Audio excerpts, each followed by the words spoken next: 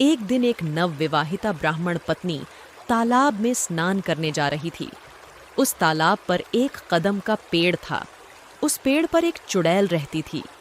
ब्राह्मण पत्नी को आता देख वह श्वेत वस्त्र धारण कर सड़क पर खड़ा हो गया। जब ब्राह्मणी चुड़ैल के पास से गुजरी तो लापरवाही से उसकी साड़ी चुड़ैल छू गई। तेरी इतनी हिम्मत, रुक देख मैं तुझे किया करती हूँ। ये कह के चुड़ैल ने ब्राह्मण पत्नी को पकड़कर पेड़ के घर में कैद कर लिया और खुद ब्राह्मण पत्नी के वेश में घर पहुंच गए।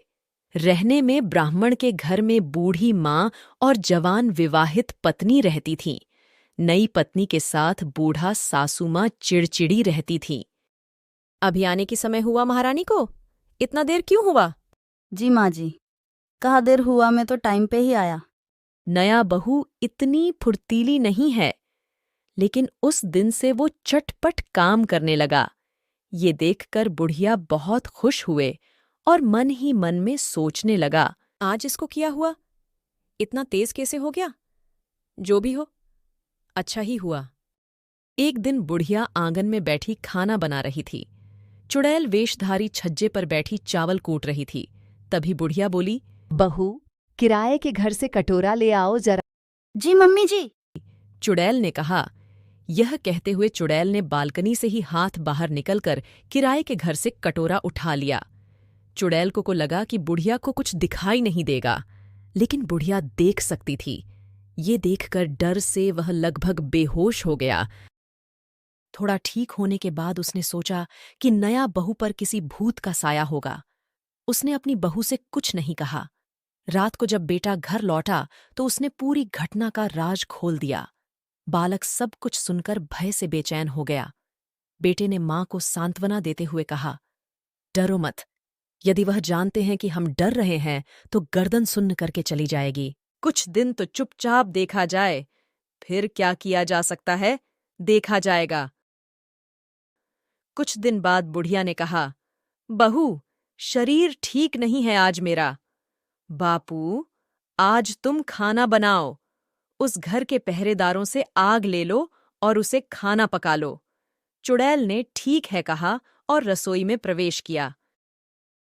बहुत देर के बाद बुढ़िया ने सोचा, नए बहू आग कहाँ से लाई, जो किचन में घुस गया और बाहर आने का नाम नहीं। चलो एक नजर मारे। सोचते सोचते बुढ़िया चौंक गई और उसकी नजर रसोई की खिड़की पर पड़ी। गर्मी झुलसा रही है। उसकी बहू अंदर पैर मोड़कर बैठी है। बुढ़िया ने एक पल की भी देरी नहीं की। वह अपने बेटे को बुला कर ले आया। ये सब देखकर बेटा का भी हालत खराब हो गया। बुढ़िया ने कहा, बेटा, तुरंत तांत्रिक को बुलाओ और इस विध्वंसक को भेज दो, नहीं तो तुम बर्बाद हो जाओगे। बेटे ने तांत्रिक को बुलाया। सारी घटना सुनकर ओंझा का रंग पीला हो गया। तांत्रिक आकर चुड़ैल की नाक के ठीक सामने एक जला हुआ भैंस पकड़ा और वह चिल्लाया और भाग जाने लगी। तांत्रिक ने तुरंत मुट्ठी भर बाल पकड़ लिए और बोला, बताओ, तुम कौन हो? चुड़ैल चिल्लाने लगी, मुझे जाने दो, मुझे जाने दो। तांत्रिक ने जटा से पिटाई शुरू कर दी और मंत्रोच्चारण किया। चुड़ैल ने हांफते हुए कहा, मैं तालाब के किनारे एक पेड़ पर रहता हूं। तांत्रिक ने पूछा, इस ब्राह्मण के घर कैसे आया? चुड़ैल ने जवाब दिया, मैं ब्राह्मण की पत्नी को पैर में कैद करके रखा, मुझे जाने दो। मैं उसे तुरंत रिहा कर देता हूँ। मुझे जाने दो, मैं अब इस मुल्लू में नहीं रहूंगा। तांत्रिक ने कहा, तुम चले गए, हम कैसे समझें? चुड़ैल ने जवाब दिया, जाते समय कदम के पेड़ की एक शाखा तोड़ के जाऊंगी। इसके बाद तांत्रिक ने चुड़ैल को रिहा कर दिया।